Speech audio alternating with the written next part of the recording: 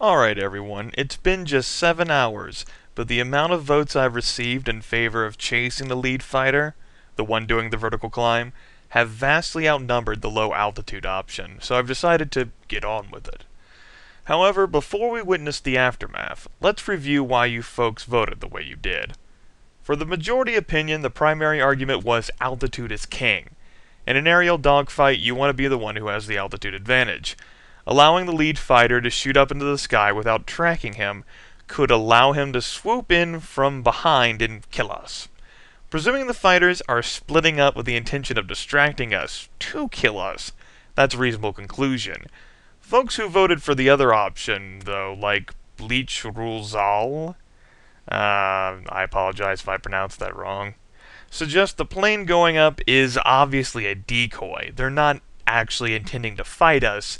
They're trying to confuse us and put us in a coin flip situation where we might end up following the wrong plane.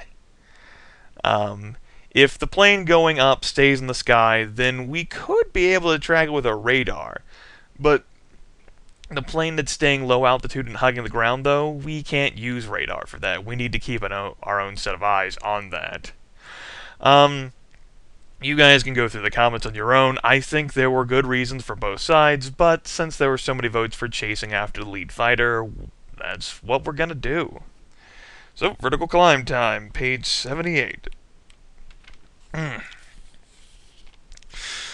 You like the challenge of the daredevil lead fighter. You just hope he turns out to be the P-140. Oh, I should pull this up. There you go, image. Excuse me.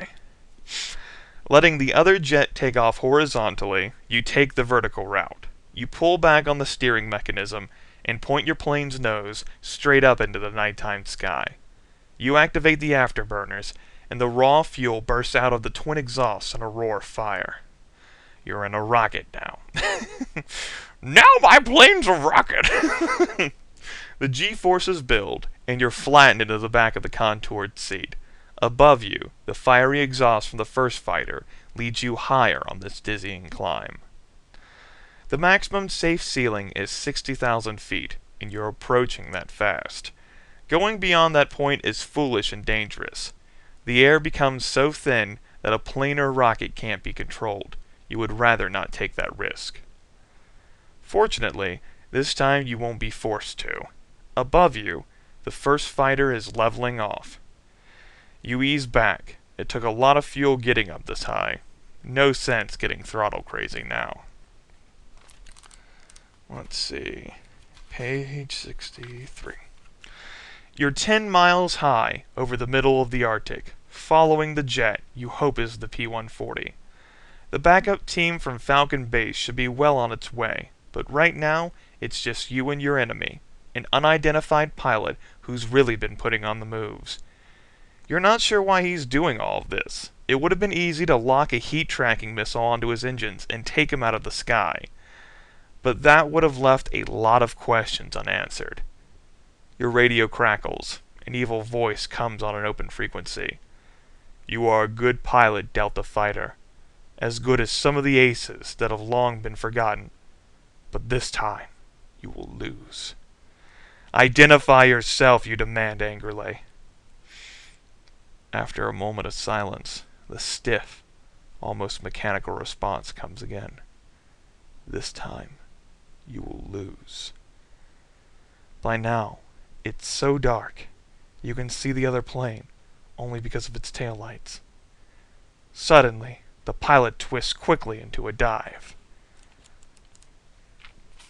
Once again, the enemy pilot is making a run straight into the earth. You've seen this kamikaze dive before. You know this jet jockey can fly, but you stuck with him before, so you can do it again. 10 miles straight down, it's a race to the ground. You can feel the wings tremble. Your pulse is on the run. Speed, Mach 1.9 and building. Altitude under 5,000 feet. You wait for his move. You'll pull out when he does, and not a hair before. Your radio clicks. This time, you'll lose. This time, Suddenly, you realize, with sickening certainty, that the voice on your radio is only a recording. You've been chasing an automatic pilot all along. The human pilot must have bailed out in a parachute long ago, under cover of the night. And now, the automatic pilot is bent on his own destruction, and yours too. Unfortunately, he's going to succeed, because you no longer have the time to pull out of your suicidal dive. You see the other plane hit the ground and burst into flames a split second before you're about to. As for your mission, you blew it, and now you're about to blow up. The end. What a great story, Grimes. That was amazing. I know. Also, quick review here. For your own convenience and pleasure, I took the liberty yesterday to count up the amount of endings in Operation Night Flight. There's a total of 16. There are 7 of them which are in the realm of not bad, and 9 which are in the realm of bad. The 2 endings we've seen, both of them have been bad. So now that we've evened out the endings to a 50-50 split, everything should be good for right now. From now on, right? Alright, so Team Grimgrams. Batting pretty bad here, 0 for 2. Oh, damn. Doesn't look like that was the right plane to chase, folks. Although, how did that pilot escape from us? Unless it wasn't the P-140 to begin with.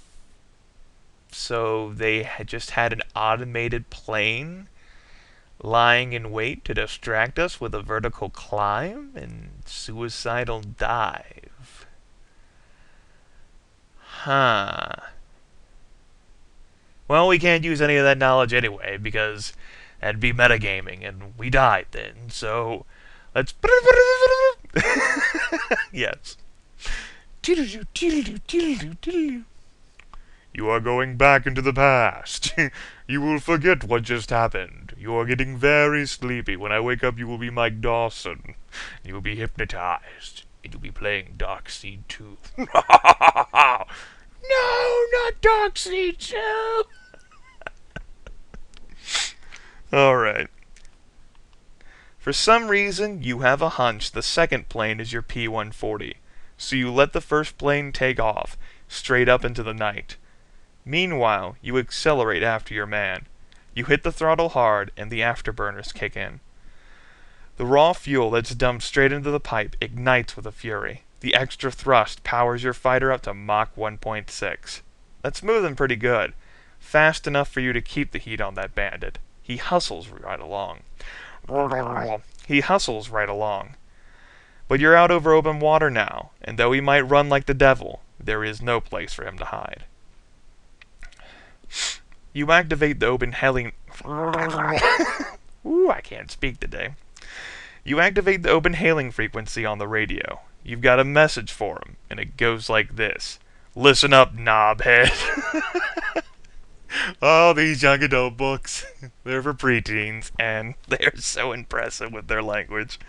You may think that you're hotshot of the week, ripping off military hardware, flying around using someone else's fuel, but I've got my hook in you, and that means there's no escape. Got that? There is no escape. A moment later, a burst of cannon fire streaks beneath your wing. Apparently, he got the message, but either he's a lousy shot, or he's up to something more important than dogfighting you. Your only concerns right now... I guess I should make that window disappear, huh? I'm still recording. Good. Are keeping track of this plane you're following and staying out of his firing range. Your best tactic is to begin a gradual climb of the 28,000 feet. It's easy enough for you to keep an eye on him from up here, and you'll get better use out of your fuel. The low-frequency radio scanner shows a scrambled message entering the decoder. Adjusting the volume output, you hear, Delta Fighter 1, this is Falcon Pursuit Squadron. Do you copy? You lock onto their signal and answer back, "Well, all right, I most certainly do copy." For a while it seemed like I was out here with nothing but the rocks and the bad guys for company, and I'll tell you, neither one of them is strong on conversation. Did you know that it got so lonely out here for a while that I started singing all 17 verses of One Red Rose on a Tight Black... A voice abruptly cuts you off. "Delta, this is Warrant Officer Flint. Will you put a cork in it and listen up?" "Yes, sir," you answer smartly. "It would be my pleasure, sir." Even through the digital circuits, you can hear the guys laughing in the background. Humiliation. Stupid page 87. Over the radio, Flint clears his throat and begins. Our pursuit team, is approximately 35 minutes behind you in the Bandit P-140. Excuse me again. We want you to stay with him, but don't fly so close that he gets nervous. Goodness, excuse me again. The last thing we need is a shooting match with planes falling out of the sky. So let that bird fly where he will, because it's a sure bet he'll lead us straight to the pit of the problem. Cobra headquarters. Understood, Flint, you say. But I won't be able to stay in the air too much longer. I'm down to 800 pounds of fuel. Delta, we've made arrangements for in-flight refueling. A tanker has already left our base in Greenland and will hook up with you shortly. All right, you say. I'll keep my eyes open for him. The radio goes silent. The instruments in the cockpit glow with a dull red light. On the radar screen, a single dot flashes with regular precision. You track your quarry. Whew, exposition. The in-flight refueling goes smoothly. You feel a lot better with a full tank and your buddies flying right behind you to back you up. You're sure you're going to need their support. It looks like it's going to be a long haul. But you keep your radar locked onto the stolen P-140 and stick with them. After a few hours of this routine, however, you're beginning... Let's try that again. After a few hours of this routine, however, you're a lot less alert than you were at the beginning. Outside, the sky is already beginning to lighten. Suddenly, your radio starts picking up a series of garbled messages. It lets out a crackle and says, "Wendy! Wendy, get those guns off my tail!" There's a few seconds of static interference, then, "I can't! I'm on fire! I'm going down! Melodramatic!" You check your radar, expecting to see 3 or 4 planes, but there's nothing but the mirror image of the other P-140. Something isn't right here. Could you have imagined the radio message? You force yourself to think clearly. This is not the time to lose it. You dial in the coordinates of your present position. The readout indicates that you're over the North African desert. Below you, the Bandit P-140 begins a gradual descent. 2 minutes later, according to your instrument, he has landed and shut down. Apparently this is it. You bank to the east and look for a reasonable place to land. You land your plane in a windswept desert valley. One of the landing struts is bent in the process, but you come out all right. You pick out and discard the bad stuff from the elementary survival kit, throw it over your shoulder, and set off. From your last radar scan, you know the Bandit P-140 is west-southwest of you, but you have no idea what he's doing here in the first place. Excuse me. An hour later, hiking through rock and sand, you get a little closer to an answer. Climbing up a low, dusty ridge, you look over into the next valley. The P-140 is there, but it's not alone. Through the field glasses, you can clearly see a collection of burned and rusted airplanes. They look 50 years old. Off to the side, a bunch of mechanics in faded uniforms are busy with some old single-engine fighters. You scan farther back and pick out a couple small metal huts clustered around a hangar. The radio in your knapsack begins to beep. You switch it on and hear, Delta, this is Flint. We've located your signal and are ready to land. Over. Approach from the south, you say, but stay below ridge height. Repeat, below ridge height. I think this will be the next and last page before we get to a decision. A few minutes later, the backup planes land at the base of the ridge. 3 of your buddies jump out and, shouldering their equipment, paw their way up to you. Warrant Officer Flint is the first one up. Dusty, the team's #1 desert trooper, follows, and Machine Gunner Roadblock, with his .50 caliber machine gun, drags up last. Delta, my flying friend, he says, you have definitely brought us to the far side of town. Flint and Dusty have eased up to the lip of the ridge. You join them, and while they scan the airstrip with their scopes, you tell them about the strange radio messages. Dusty nods when you mention the name Wendy. You see that 4F4 parked on the side, he asks? That's left over from World War II. And there was a pilot named Wendy back then who played an important part in the North African invasion. And check those other planes. There's a British Spitfire, a German Me-109. But Wendy's got to be dead or retired by now. Why would another plane radio him? Look, Flint says. Do you see that guy with the glasses coming out of the hangar?